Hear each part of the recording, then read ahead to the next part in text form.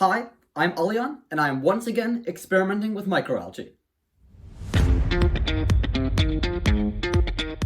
So I've been running my experiment for about 2 weeks now, and in that process I've been collecting a bunch of data. I've got nitrate data, I've got phosphate data, and today I'm going to be processing all that and doing some data analysis.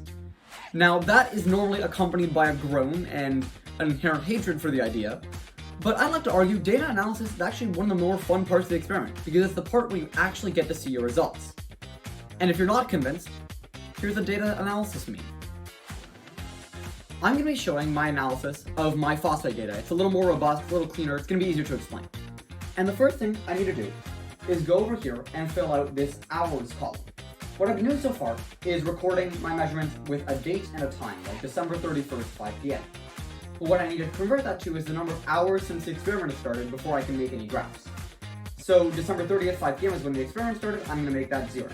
And then for December 31st at 9 p.m., that's going to be after 28 hours. And I'm going to fill that out for the rest of these times. So I have filled out my hours column, and the next step is to convert my phosphate numbers that I have here into phosphorus numbers. Phosphorus is the chemical that I'm measuring in my wastewater. But in order for my analysis to work, I need to convert that phosphate number into phosphorus. Phosphorus is a component of the phosphate molecule, but the phosphorus is what we care about. So to do that, I'm going to be using a special formula. First, I need to take the number over here for phosphate and multiply it by 10. And then I need to multiply it by 0.326. That's the proportion for phosphorus to phosphate in the total molecule. And when I hit enter, I'm going to get my actual number for phosphorus, and I can then hit the autofill button, and it fills out the entire thing. I'm going to reduce the number of decimal places here down to 2, and I'm going to do the same for the other 2 columns by dragging this over. So with my phosphorus numbers and those hours, I can combine those two to make a graph, and that's what I'm going to do next. I am going to first select my hours column, and then I'm going to select all my phosphorus columns, and we hit insert chart. And then I can go here, change the x-axis to hours, and move the x-axis from here, and then convert the whole thing to a line chart, like so. And would you look at that, there's my chart.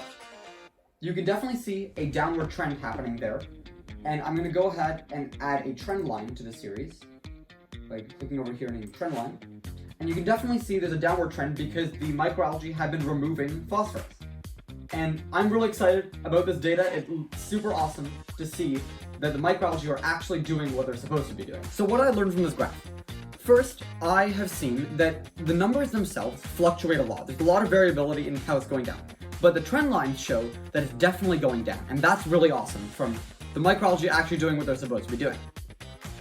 Now, on the other hand, you can see that the initial phosphate numbers are a little different each time.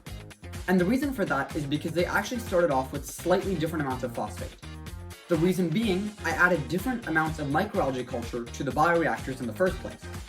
And that added more phosphate to each bioreactor depending on how much microalgae I added. And performing that calculation meant that the phosphate numbers to start with are a little bit different for each one. But that shouldn't be a problem from an experiment point of view because I'm measuring rates, not total phosphorus reduction. So there you go. I'm going to be doing a similar data analysis for nitrate and looking at the graphs for that. And I'm going to keep collecting data so I can do further analysis, and hopefully I'll have some more updates for you next week. So if you're interested in seeing those, subscribe down below, and I will see you in the next one.